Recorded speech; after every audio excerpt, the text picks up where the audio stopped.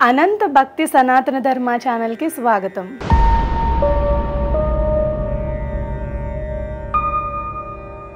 ఓం శ్రీ గణేశాయ నమః.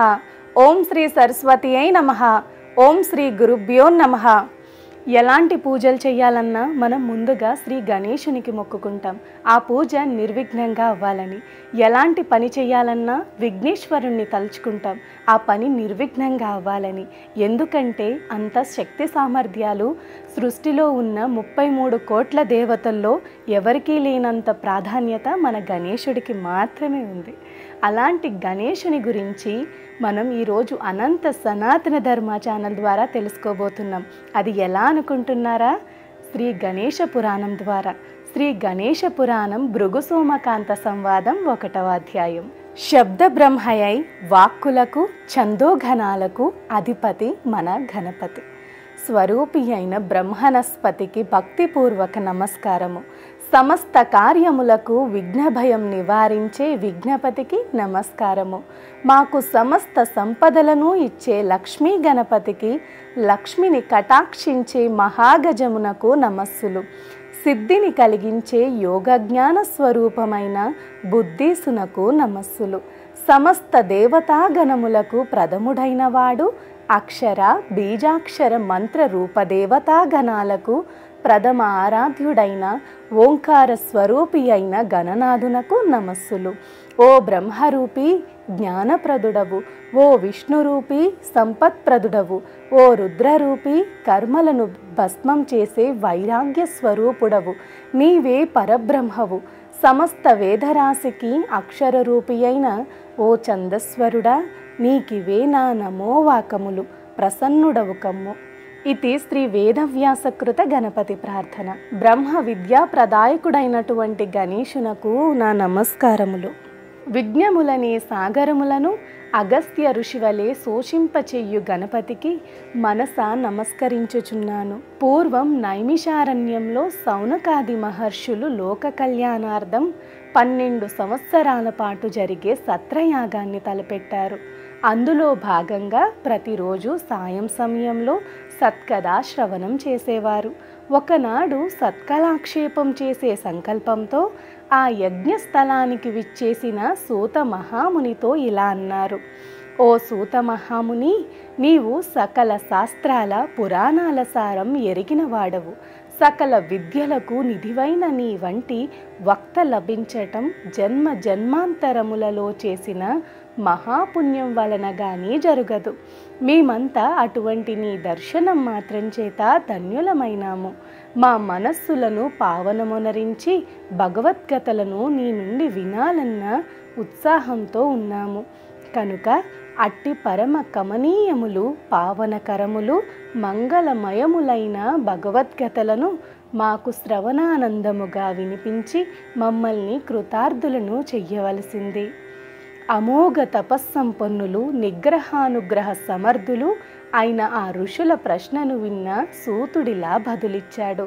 ఓ పరమ పావనులైన మునిసత్తములారా, పావనమైన మీ యొక్క ప్రశ్న సకల లోకాలకు ఉపకరించేది, నన్ను తరింపచేసేదిను.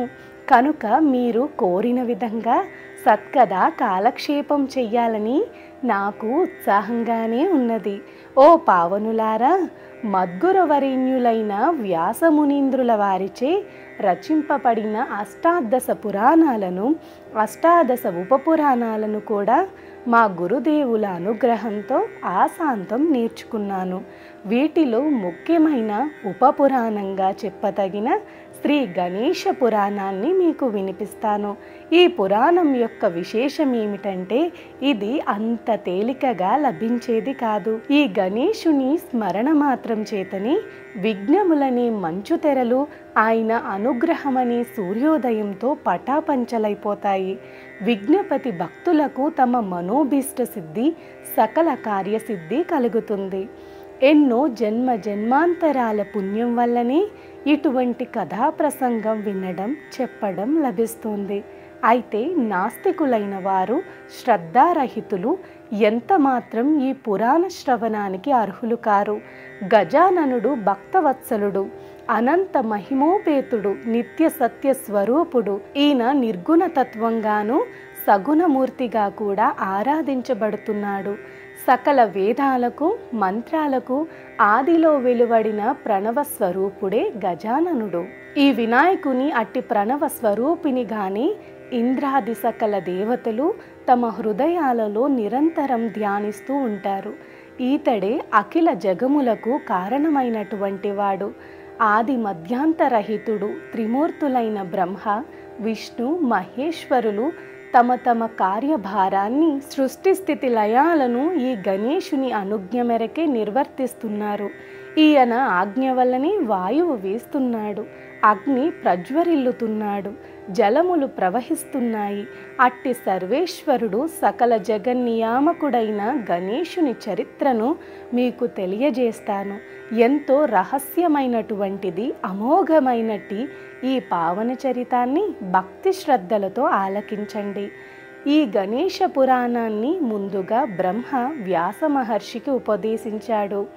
ఆయన భృగువుకు, ఆ భృగు మహర్షి తరువాతి కాలంలో సోమకాంత మహారాజుకు ఉపదేశించారు. ఈ పురాణాన్ని భృగు మహర్షికి, సోమకాంత మహారాజుకు మధ్య జరిగిన సంవాదంగా తెలియజేస్తాను. సావధాన మనస్కులై ఆలకించండి. కథ ప్రారంభము. పూర్వం సౌరాష్ట్ర దేశంలో దేవనగరం అనే రాజ్యం ఉండేది. ఈ రాజ్యాన్ని సోమకాంతుడని మహారాజు పరిపాలించేవాడు. ఎంతో పరాక్రమవంతుడై జనరంజకంగాను ధర్మబద్ధంగాను ప్రజలను కన్నబిడ్డల వలె ప్రేమగా పాలించేవాడు. సౌందర్యంలో మన్మధుడిని తలదన్నేలా, సార్థక నామధేయుడిగా చంద్రుని వెన్నెల వంటి శరీర కాంతి కలిగి ప్రకాశించేవాడు.